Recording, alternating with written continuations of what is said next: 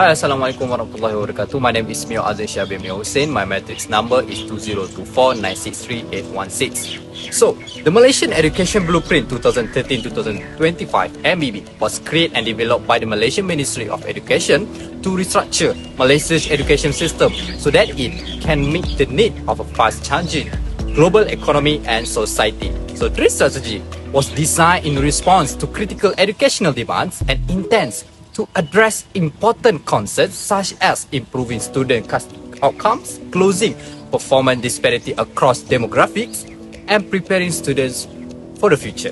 By identifying these areas for development, the MBB proposed a comprehensive phased strategy to improve the quality and inclusivity of Malaysian education over the next 30 years. Assalamualaikum and salam sejahtera. My name is NURULAIN binti DATU ROYNIEHASIM. My matrix number is 2024-98803. So today I will be discussing to you about the background of Malaysia Education Blueprint. The Malaysia Education Blueprint from 2013 to 2025 unveiled on September 6, 2013. So it represents an ambitious reform by the Malaysian Ministry of Education. So it emerged from concerns about declining educational standards in the early 2000s, which saw Malaysia's lagging in global rankings, directed by Prime Minister Najib Razak and Minister Tan Sri Muhyiddin Yassin. So the blueprint aimed to position Malaysia as a global educational hub while enhancing student outcomes through accessibility and quality. So in summary, the blueprint introduced the phased implementation in 3 waves, focusing on literacy, schools leadership, and classroom excellency, marking a pivotal step forward Malaysia's education system. That is all from the background of Malaysia's education blueprint. So we're moving on to the next presentation. Assalamualaikum warahmatullahi wabarakatuh. My name is Muhammad Rashid. My number is 2024-767-239. So today I will present a policy problem that we will know what challenges faced by the Malaysia education system before 2013 and the reason for the implementation of the blueprint. One of the most major challenges in Malaysia education system before 2013 it raised was the educational quality gap between urban and rural population. Rural schools face challenges such as insufficient funding and poorly maintained school building, but urban schools often had a better infrastructure.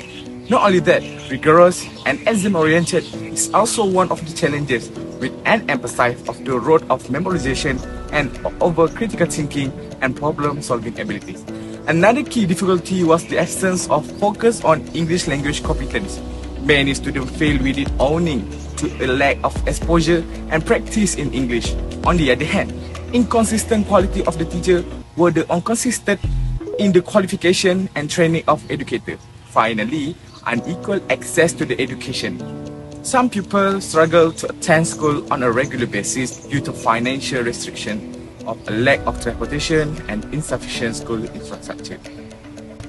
So next, we focus on the reason for implementation the blueprint. The first one is reducing educational disparity. Reason for implementing was to address long-standing inequities between urban and rural schools. Next, increasing English language proficiency has highlighted the necessity of students to improve their English in order to compete on a global scale. Moreover, aligning education to future workforce demand is designed to resolve the imbalance between the education system and job market demands. Only that for the policy problem. So now I pass to the Miss AISYAH to explain more further about the policy objective. Thank you. Thank you, Danish, for the explanation. My name is SHAHIRAH binti AZEMAN.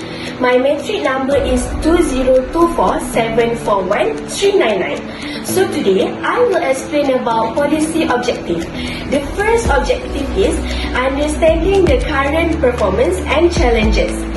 It rooted in ensuring every Malaysian child has equitable access to high-quality education, regardless of socio-economic background and geographic location. In this context, the Ministry of Education has been focusing on quality of education amongst the teachers and the students.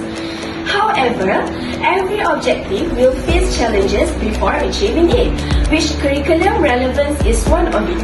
The curriculum needs frequent updates due to rapid global economy and also labor market changes. making it challenges for the teachers and also students to adapt to the new needs and the issues in the education field.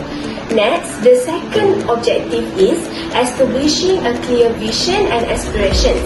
Access, quality, equity, unity, and efficiency are the 5 main aspirations that the blueprint focuses on in order to place Malaysia among the top 10 of worldwide educational systems. The establishment of a clear vision and aspiration involves developing internationally competitive, well-rounded students who possess 21st century abilities such as digital literacy and critical thinking, intending to equip them for the complexity of an increasingly integrated global community. This dedication to a comprehensive education provides a basis for social and economic advancement. The last objective is outlining a comprehensive transformation program for the system. This entails implementing targeted reforms to different parts of the Ministry of Education to better address developing issues and rising social expectations. The necessity for such change stem from the understanding that the old educational system may no longer sufficiently equip students for the needs of the 21st century workforce and society. Key adjustments might include updating curriculum to match global standards, investing in teacher training, embracing digital learning, and also increasing resource allocation to alleviate dispersions across schools. Strategy of the MEB is system aspiration for the Malaysia education system, which outlines 5 core ambitions. The first core is access, which aims to guarantee that all Malaysian children get a complete education with 100% enrollment by 2020. The second core is quality, which aims to position Malaysia in the top third of nations in international assessments. The third core is equity in education, which seeks to decrease achievement inequities caused by variables such as geography and socioeconomic status. The fourth core is unity, which aims to instill a feeling of shared national identity in students. And the last core is the efficiency, which aims to optimize student results within the present budget. The second strategy is 11 shifts to transform the system. Shift 1 is to reach the global standard of education. Shift 2 makes students fluent in Bahasa Malaysia, English and third language. Shift 3 aims to combine Islamic and moral education. Shift 4 aims to make teaching a more appealing profession. Shift 5 assures high-performing school leaders in all schools. Shift 6 focuses on tailored solutions to local needs. Shift 7 uses ICT to increase quality learning. Shift 8 focuses on altering ministry delivery capacities. Shift 9 promotes collaboration with parents, communities, and the commercial sector. Shift 10 aims to maximize student results for every ringgit spent. And Shift 11 intends to improve openness by publishing yearly progress updates on the plan. The third strategy is the education transformational implemented, which consists of Wave 1, Wave 2, and Wave 3. Wave 1, which took place in 2013 until 2015, aimed to improve leadership roles and to provide a firm foundation for educational progress.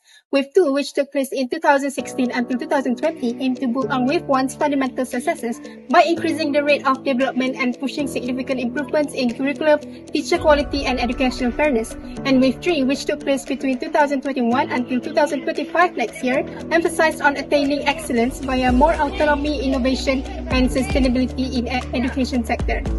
Thank you, QISTINA. So, let's be getting a look at the strengths of the Malaysia Education Blueprint 2013-2025. We have 4 strengths that we are going to highlight in this case. The first one, the effectiveness of improvement is in student outcomes that refers to concrete signs that student abilities, knowledge, or personal development have improved because of educational initiatives. The second one, enhancement in teacher quality and professional development. This includes fostering critical thinking and problem-solving abilities, as well as the growth and nurturing of highly motivated and engaged students. Another third strand is infrastructure and development and technology integration. The MEB aims to promote fairness to all children and provide strong basis for academic progress Malaysia by enhancing school infrastructure countrywide, particularly in rural regions, encouraging more conducive learning as well as minimizing regional disparities in educational quality. And the last one, strengthening the language proficiency.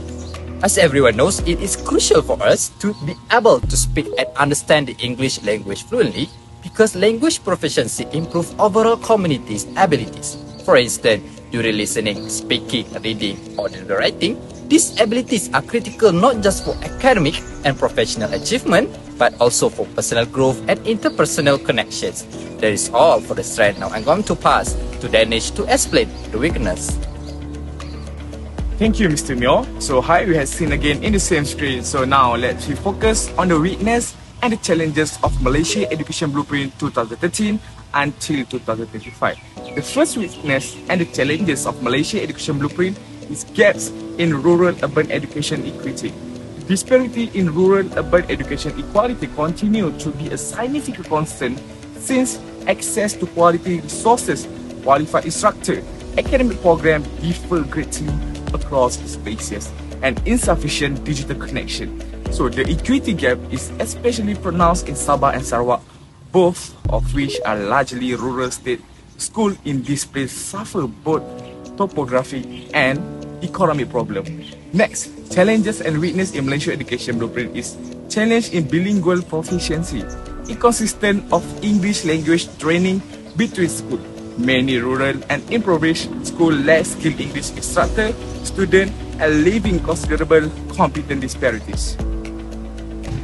Moreover, limitation in addressing special need education. Many instructors in normal school lack the knowledge and skill required to support kids with disabilities such as autism, dyslexia, or hearing impairments. Another difficulty is lack of infrastructure and resources in school to promote inclusive education. Lastly, in section weakness and challenges of the Malaysia Education Blueprint 2013 until 2035 is disparity in school leadership effectiveness. Inconsistent leadership quality, particularly across urban and rural schools, that government frequently pay less attention to these rural schools in the reform program educational leaders in rural schools. However, regularly face several resources limitations that make it difficult for them to deliver high quality infrastructure.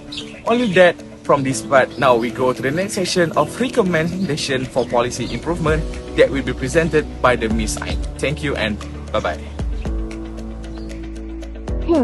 So improving Malaysia's education system requires addressing key areas highlighted in the Malaysia's Education Blueprint from 2013 to 2025. So I will be discussing on the recommendations for policy improvement. So the first point is addressing rural-urban disparities. So policymakers must understand the unique challenges faced by communities and allocate resources accordingly. So for instance, we can say improving infrastructure access to technology and fostering community involvement can ensure students in rural areas like SK Sabor in Sabah to have equality opportunities. So second point is greater support for students with special needs is vital. So inclusive education initiatives like in SMK Taman Maluri, which provide resources, room, and individual learning plans to ensure these students can thrive academically and socially.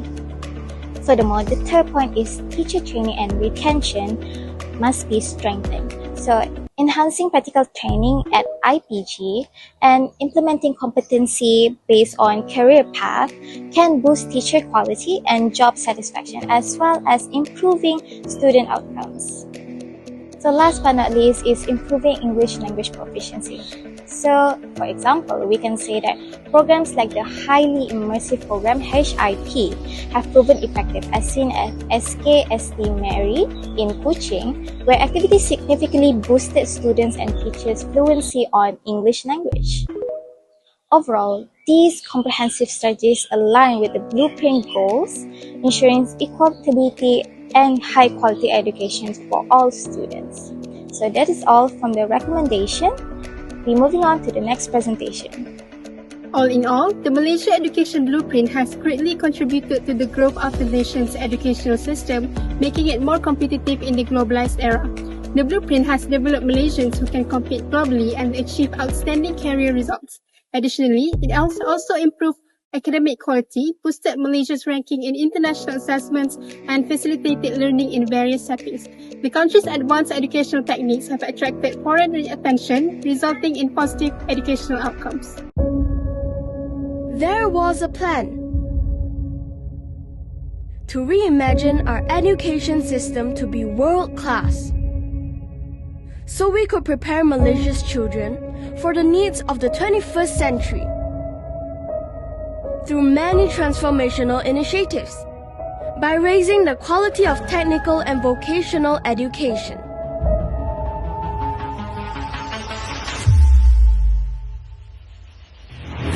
By strengthening science, technology, engineering and mathematics education through an enhanced curriculum and learning. By developing students' higher order thinking skills to solve 21st century problems. We will need all our heroes and will champion change together.